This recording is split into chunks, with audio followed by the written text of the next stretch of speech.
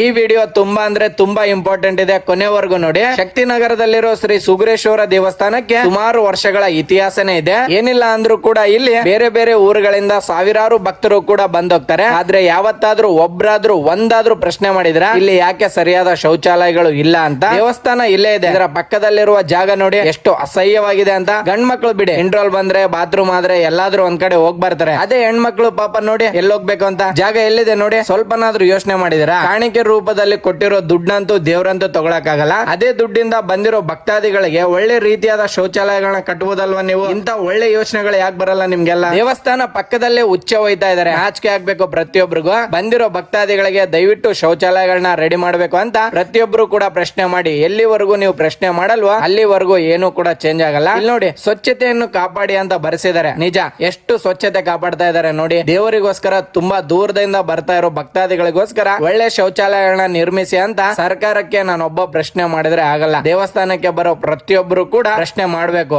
ಅವಾಗ ಎಲ್ಲಾನು ಬದಲಾಗುತ್ತೆ. ದಯವಿಟ್ಟು ತಪ್ಪಿದ್ರೆ ಕ್ಷಮೆ ಇರ್ಲಿ. ನಾನು ಹೇಳಿರೋದು ಕರೆಕ್ಟ್ ಆಗಿದ್ರೆ ಈ ವಿಡಿಯೋನ ಯಾರಿಗೆ ಶೇರ್ ಮಾಡ್ಬೇಕು ಅವರಿಗೆ ಶೇರ್ ಮಾಡಿ. ಬದಲಾಗಿ ಎಲ್ರನ್ನು ಬದಲಾಯಿಸಿ. ಜೈ ಹಿಂದ್.